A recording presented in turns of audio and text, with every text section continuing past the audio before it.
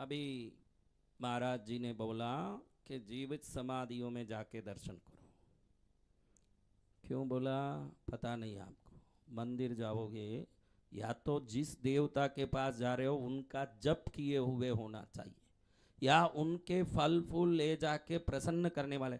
आप में 99% लोग फोगट में ही जा जाके मंदिरों में हाथ जोड़ते हो, ना तो उनका जप किया है ना उनके चरण में कुछ भी रखा। फोगट में ये कर दो वो कर दो। देवता फोगट में किसी की कुछ नहीं करते, देवता के सामने ही बोलता हूँ। देवता कभी किसी की फोगट में कुछ नहीं करते। या तो उनका जप करो या उनको फल फूल यज्ञ पूजा से रिझाओ। लेकिन जीवित समाधि में जाओगे, एक तिनका ले जाने की जरूरत नहीं। फोगटिया आदमी को भी कृपा मिलेगी, वो जगह में सब कुछ मिलेगा। वहां आपको कुछ भी ले जाने की जरूरत नहीं। आपके घर के आदमी के पास 1 करोड़ है घर में, आपको कुछ दिक्कत हो गई मांगना है, और पड़ोसी के पास 1 करोड़ है, कौन देंगे भाई? क्यों? तो आपके जैसे ही मनुष्य शरीर लेने के बाद जिन्होंने सिद्धि पाई वो मनुष्यों के दुख को अच्छे से जानते हैं, ये ध्यान रखना। जिन्होंने मनुष्य जन्म लिया, मनुष्य रूप में जन्म लिए, लेकिन वो देवत्व प्राप्त कर लिए, वो सब कुछ जानते हैं। और देवता देवलोक में रहते हैं, आप कैसे रहते हैं, उनका भोग विलास, उनका जीवन। रिझाओगे तो ही रिझेंगे, अपने आप नहीं रिझेंगे। लेकिन गुरु आपके बिन रिझाए ही रिझ जाएंगे, ये गुरु की कृपा है, क्योंकि वो मनुष्य शरीर ही है। क्या है? हमारे पंडित जी सब कहां से आए हैं? पंडित जी ऐसे काशी में पंचगंगा घाट के पास जाओ तो त्रैलंग स्वामी की समाधि है। क्या स्वामी? हाँ, कभी जरूर जाना, वो समाधि कम की नहीं है। ऐसे महापुरुष गंगा के अंदर एक बार मालूम पड़ा कि 5000 किलो वजनी शिवलिंग गंगा की पानी में पड़ी है। हाथियां ले गए, बड़े बड़े सांकल डाल से हाथियों से खींचने की कोशिश की, कुछ नहीं हुआ। त्रैलंग स्वामी जी के कान में समाचार पहुंचा कि बहुत बड़ा शिवलिंग गंगा में पड़ा है, और गंगा में पड़े हुए शिवलिंग को हाथी खींच नहीं पा रहे हैं। स्वामी जी ने कहा कि कहाँ है वो शिवलिंग, बताओ। स्वामी जी गए कि यहाँ है शिवलिंग पानी में।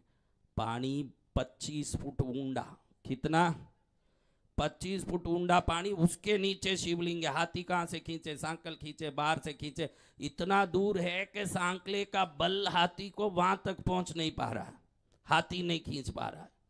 25 फुट ऊंडे पानी में स्वामी जी ऐसे ही पानी पर चल के गए, पानी में ऐसे ही ऊंडे घुसे, पानी से जैसे बाहर निकला, अपने खाक में दबा के वो शिवलिंग को ले आके पंचगंगा घाट में लगा है। आज भी उस शिवलिंग का आप दर्शन कर सकते हो, जो त्रैलंग स्वामी जी ने अपने खाक में रख के लाके स्थापित किया है। कम से कम 8-10 फुट ऊंचा, 5000 किलो वजनी शिवलिंग को खाक में दबा के लाए।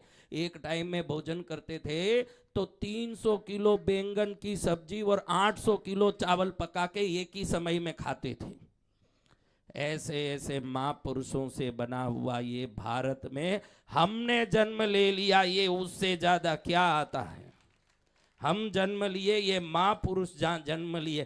कीड़ा भी जहां तितलियां उड़ती है वहां ये कीड़ा भी जब घुस रहा है, अंदर आया है जहां तितलियां उड़ती है, ध्यान रखना। त्रैलंग स्वामी को पुलिस पकड़ लिया, नंगे घूमते थे।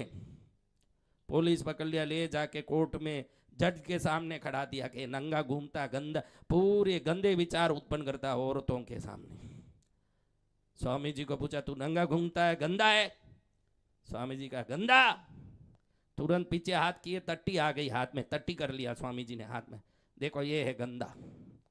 तट्टी दिखाता है। अंग्रेजी जज था, बहुत गर्म हो गया, अंग्रेजों का जमाना था, एकदम गर्म हो गया कि मेरे को तट्टी दिखाता। तट्टी देख, आंख खोल के बराबर। जैसे ही ऐसे दिखाया, मोगरे के फूल बन गए जितना भी मल। साक्षात शंकर माने जाते थे। एक आदमी को मन में विचार आया, इसकी क्या पूजा करते हैं? भगवान तो शंकर विश्वनाथ तो बैठे हैं, इसकी क्या पूजा हो रही है? वो बाहर बैठे थे वृक्ष के सामने, उनको देखते देखते ऐसे भाव करते हुए, नफरत करते हुए विश्वनाथ पर गया। शिवलिंग पर माला पहना के वापस जब लौट रहा है तो देख रहा है कि इसकी पहनाई हुई शिवलिंग इनके गले में पड़ी हुई है। ये हैं त्रैलंग स्वामी, जो साक्षात विश्वनाथ की तरह काशी में पूजे गए हैं। कैसे पूजे गए? हाँ, विश्वनाथ की माला उनके गले में आ जाती थी। शंकर बोलते थे कि ये भी मेरा विश्वनाथ ही है। ऐसे महापुरुष जन्मे, ये भारत भूमि है।